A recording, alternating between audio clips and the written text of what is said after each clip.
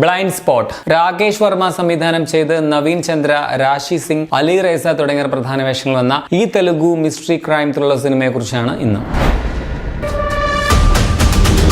സമ്പന്നനായ ജയറാമിന്റെ ഭാര്യ ദിവ്യയെ ഒരു രാത്രി തൂങ്ങി മരിച്ച നിലയിൽ കണ്ടെത്തുന്നു. കേസ് അന്വേഷിക്കാനായിട്ട് ഇൻസ്പെക്ടർ വിക്രം എത്തുന്നു. ഇതൊരു ആത്മഹത്യയാണോ കൊലപാതകമാണോ എന്നുള്ള അന്വേഷണമാണ് തുടർന്ന് ഈ സിനിമ പറയുന്നത്. പടത്തിന്റെ പോസിറ്റീവ്സ് പറഞ്ഞാൽ കുറെ ട്വിസ്റ്റുകൾ സിനിമയിലുണ്ട്. ആര് കൊന്നു എന്നതിനെ പറ്റി നമ്മൾ ഒരാളാണെന്ന് വിചാരിക്കും, പിന്നെ വേറൊരാളാണെന്ന് വിചാരിക്കും, അങ്ങനെ അത് രസമുണ്ടായിരുന്നു. സോ ഇതിന്റെ ആ ഒരു ബേസിക് ഐഡിയ, ആ ക്രൈം നടന്ന വിധമൊക്കെ കൊള്ളാമായിരുന്നു. പിന്നെ ഒരു വലിയ പോസിറ്റീവായിട്ട് പറയാനുള്ളത് അനാവശ്യമായിട്ടുള്ള പാട്ടുകളോ ക്ലീഷേ പ്രേമരംഗങ്ങളോ അല്ലെങ്കിൽ സ്റ്റണ്ടോ അങ്ങനെയുള്ള സംഭവങ്ങൾ ഒന്നുമില്ല.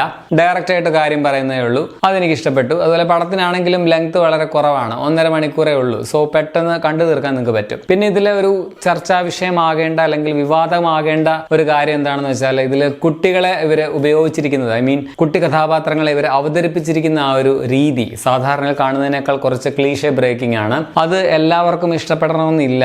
ചിലപ്പോൾ ചിലർക്ക് അത് ഡിസ്റ്റർബിംഗ് ആയിട്ട് ഫീൽ ചെയ്തേക്കാം. അത് കുറച്ച് ഡിബേറ്റബിൾ ആയിട്ടുള്ള പ്രോബ്ലമാറ്റിക് ആയിട്ടുള്ള കാര്യമാണെന്നൊക്കെയുള്ള ചർച്ച വന്നേക്കാം. പക്ഷെ അതൊരു വെറൈറ്റി ആയിട്ടാണ് എനിക്ക് പേഴ്സണലി ഫീൽ ചെയ്തത്. അതും കൊള്ളാമായിരുന്നു. പിന്നെ അഭിനയിച്ച എല്ലാവരുടെയും പെർഫോമൻസ് ഒക്കെ നല്ലതാണ്. നവീൻ ചന്ദ്രയാണ് ഇതിലെ അന്വേഷണ ഉദ്യോഗസ്ഥൻ വിക്രമായിട്ട് വരുന്നത്. കഴിഞ്ഞ ദിവസം പുള്ളിയുടെ ഒരു സിനിമ കണ്ടായിരുന്നു. ഈ പുള്ളിയുടെ മിക്ക പടങ്ങളിലും പുള്ളി പോലീസായിട്ട് വരും. അതുപോലെ പുള്ളി ഫുൾ ടൈം സിഗരറ്റ് വലിക്കുന്നതും, അതിപ്പോ കഥയിൽ ആവശ്യമുണ്ടെങ്കിലും ഇല്ലെങ്കിലും പുള്ളി ഇങ്ങനെ വലിച്ചുകൊണ്ടേയിരിക്കുന്നു. അതുപോലെ തന്നെ മറ്റു ചില പ്രധാനപ്പെട്ട കാര്യങ്ങളൊക്കെയും സെയിം ആയിട്ട് തന്നെ ഫീൽ ചെയ്യുന്നുണ്ട്. അദ്ദേഹം ചെറുതായിട്ടൊന്ന് മാറ്റിപ്പിടിച്ചാൽ നന്നായിരിക്കുമെന്ന് തോന്നുന്നു സ്ക്രിപ്റ്റ് സെലക്ട് ചെയ്യുന്ന കാര്യത്തിൽ. എങ്കിലും നായികയായിട്ട് വന്ന രാശി സിംഗ്, അതുപോലെ ജയറാമായിട്ട് വന്ന രവി വർമ്മ, ആദിത്യയായിട്ട് വന്ന അലി റൈസ, ലക്ഷ്മിയായിട്ട് വന്ന ഗായത്രി ഭാരതി, പിന്നെ ഞാൻ ഈ പറഞ്ഞ കുട്ടി കഥാപാത്രങ്ങളായിട്ട് വന്ന ബാലതാരങ്ങൾ എല്ലാവരും കൊള്ളാമായിരുന്നു. ക്യാമറ എഡിറ്റിംഗ് ഒക്കെ ഒരു ഓക്കെ ഫീൽ മാത്രമാണ് നൽകിയത്. ബാക്ക്ഗ്രൗണ്ട് സ്കോറും വലിയ കുഴപ്പമില്ലായിരുന്നു. ടെക്നിക്കലി അത്ര മികച്ച സിനിമയായിട്ട് തോന്നിയില്ല. സോ ഇതിന്റെ നെഗറ്റീവായിട്ട് മെയിനായിട്ടും പറയാനുള്ളതാണ് ഇതിന്റെ മേക്കിംഗ് ഒക്കെ ഒരു വളരെ സീരിയൽ ലെവൽ ആയിട്ടാണ് എനിക്ക് ഫീൽ ചെയ്തത്.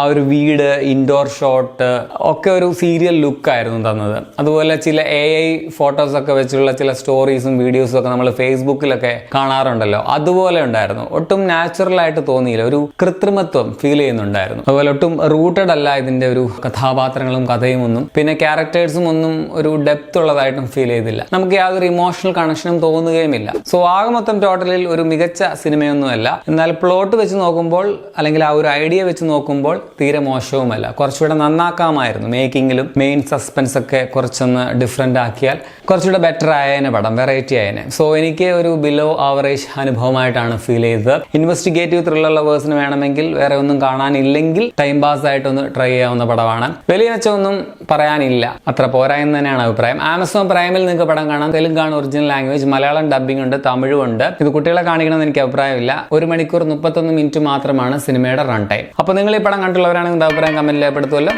ശരി, എന്നാൽ